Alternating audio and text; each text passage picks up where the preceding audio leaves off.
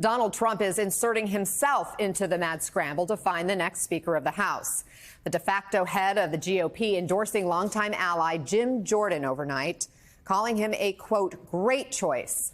This, as multiple sources confirm, Trump is considering a visit to the Capitol next week, right as jockeying and votes for Speaker are expected to reach a crescendo.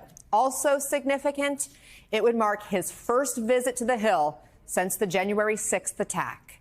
Joining us now, NBC's Julie Surkin on Capitol Hill, Brendan Buck, former press secretary for Speaker John Boehner, and former Democratic Senator Doug Jones from Alabama. Great to see all of you. Julie, start us off here. Congressman Jordan is a close ally of Trump. A reminder, Jordan isn't even the only candidate in the race, though. There's also Congressman Steve Scalise. So how much weight does Trump's endorsement carry in the House? Well, certainly carries a significant amount of weight, though it's not necessarily a surprise because Jordan has been a close ally of the former president, much like he has been a thorn in the side of the current one. And that is part of the reason why Trump's endorsement carries weight among the hardline conservatives in the House GOP conference. The question is, though, will that get Jordan to those 217 votes that he needs on the House floor to clinch the speakership? That remains unclear. And in part, that's due to the fact that moderates in the conference who aren't big fans of the former president are still holding out on who they will support. In large part, Jordan, though, has the appreciation of some of those hardliners that are more likely to cause a stink on the floor when it comes to this, because moderates want to get back to governing. I spoke to a number of moderate members who want a speaker to fill this position as soon as possible. The quicker they can get to that magic number, the faster they can resume with key business they have, including funding the government ahead of that mid-November deadline, making progress on items like Ukraine funding, which is obviously very critical, and in that, tying it potentially to border security. But again, it's not clear if Jordan can get to 217 or if Scalise, a member of Republican leadership, can get to that number either. And it's not clear if they can do that by next week, by next Wednesday as well. So, Brendan, Trump had previously, even earlier in the day, floated this idea of him taking the speaker's role. And now he's backing Jordan, weighing a visit to the Capitol. How much more complicated could that make the vote? And how do you think this idea of him going to the Capitol goes over for lawmakers who were there on January 6th? Yeah, I imagine most people would prefer that he just stay home. I don't know what value he adds showing up. And you're right, it would make a circus out of this, what has already been a big circus. So I'm skeptical that he'll actually show up. His endorsement of Jordan, it's meaningful, but it's not necessarily going to clear the field or anything like that. I mean, we talk a lot about how this is a Trump conference, and it certainly is.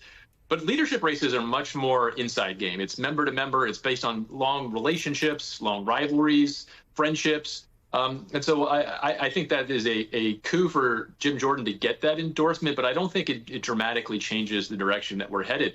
A lot of focus on moderates. I do want folks to just appreciate, though, that this is a very conservative conference. And if you are seen as the conservative choice, that's good. And maybe that's what the Trump endorsement can provide. I just don't see moderates standing in the way of whoever the conference ultimately picks. Senator, as Brendan just mentioned, the race for Speaker is more of an inside game, right? But Punchbowl News has reporting this morning about a potential Fox debate among Speaker candidates. That's a first. Is this a good idea?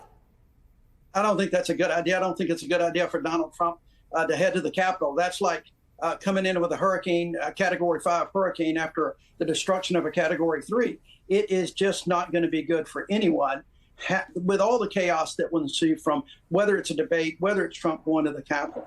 I agree with Brendan. This ought to be an insider's game. This should be folks talking to each other, trying to get something done. And I think the real question that Republicans have to ask themselves are, do we want to govern, or do we just simply want to continue to take votes on the extremes to try to show who we are? And that will be unfortunate if we don't get a Speaker of the House who is interested in actually governing as opposed to continuing to burn the House down. So, Jim Jordan, Brendan, what would a Jordan speakership look like if he is ultimately the victor here? Is he the unifier the GOP and the House need? I can't believe I'm saying this, but he may actually be. I think Jim Jordan may be the one person who could make this conference work. And what I mean by that is the motion to vacate, the thing that kicked out Kevin McCarthy. I think you have to get rid of that. That's a big lift. I don't know that it's possible, but if there's one person who could get rid of the motion to vacate, it's Jim Jordan, because he has so much credibility with the type of people who have been threatening to use it against him. He's an original member of the Freedom Caucus. He's a very rigid ideologue. He means business. Now, that will obviously scare off a lot of moderates, and I think he's aware of that. So he's got some work to do to unify the conference in that and show that he understands that, he was playing one role as a Freedom Caucus member. He would play a different one as Speaker. But I do think the biggest problem that we have continues to be that hard far right who don't trust leadership, and that they may not trust the next person in leadership up if it's Steve Scalise. Jim Jordan potentially has that credibility. Whether he would be a good speaker, I'm not saying, but he actually probably is more reflective of who that conference is today. But Senator, if Jordan's able to get all Republicans behind him, how do you see him working with Democrats? I think it's going to be really difficult, really very difficult. And I think Brendan's right. I do think Jordan has the opportunity to unify a conference. I don't think he has an opportunity to unify the House of Representatives and try to get things done. It seems to me he has not been interested in governing at all.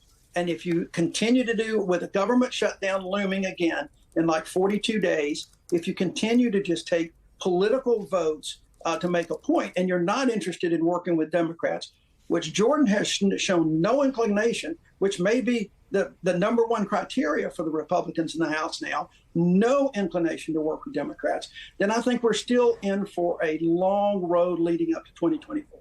Right. And how does anything get done in government when you have to have all the chambers, both the Senate, the House, and the White House working together ultimately to pass laws? Senator, your old chamber had this warning for House Republicans that a more conservative speaker won't necessarily make their dreams come true. Republican Senator Thom Tillis jokingly saying, so you get more conservative and that attracts more liberals to work with you on consensus policy? I haven't read that book. Yeah, no. No, that's absolutely correct. Look, Democrats did not take delight in what happened in the House of Representatives the other day. Not at all. If there is one thing that Democrats have learned to do under this president, under President Joe Biden, under the leadership of Chuck Schumer and Nancy Pelosi, it is, and Hakeem Jeffries, it is learned how to govern, to bring consensus together within a caucus that can also be very divided.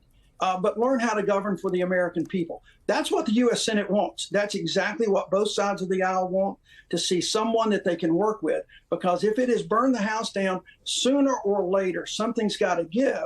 And I don't think the Senate will be in that position. I don't think the president will be in that position. I think it will ultimately hurt the country if we take a scorched earth approach that I worry about with the next speaker. And Brendan, we're also learning that a group of about 45 members of Congress have now written a letter. The House Republican Conference is receiving this to express frustration that a small but vocal minority of Republicans were able to defy the majority and get McCarthy ousted. So it comes down to this motion to vacate rule that proved to be the Achilles heel for McCarthy. Is that going to threaten the next speaker as well? It will threaten the next speaker if they don't get rid of it, or at least change the threshold in which it can get offered. And this was one of the last things Kevin McCarthy gave. He allowed it to be said at just a single member being able to bring it up. It felt inevitable from the moment he made that give back in January that this day was going to come, that McCarthy was going to be ousted. Whoever, as Doug was talking about, there are realities of governing that upset conservatives.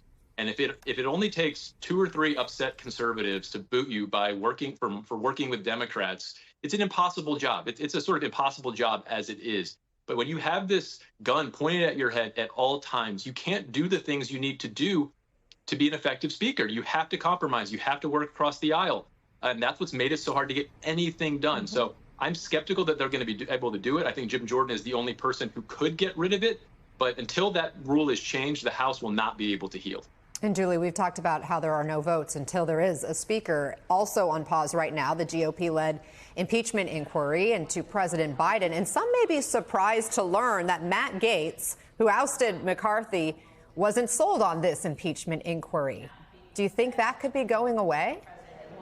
Well, certainly not just because of what Gaetz had to say, right? More so because of that hearing that they held into this inquiry a couple of weeks ago, where the GOP witnesses, the witnesses that Republicans on the committee had called, said that there is no basis at the moment to pursue an impeachment of President Biden. Gaetz made those comments, according to our Catherine Doyle, but this isn't the first time he's made these kinds of comments. He said this before, sort of downplaying Republicans pursuing this inquiry. And remember, it was Speaker McCarthy, one of his last acts as Speaker, who launched the formal impeachment inquiry, thinking that this could get those hardliners, those conservatives, including Gaetz, on board to maybe back off the push to oust him.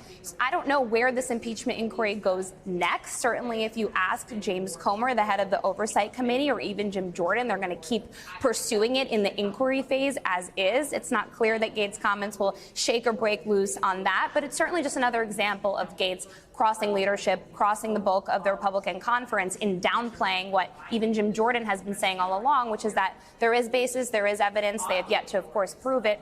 We'll see if they do in the coming weeks and months, but certainly a Jordan speakership, I don't think would back off of that anytime soon.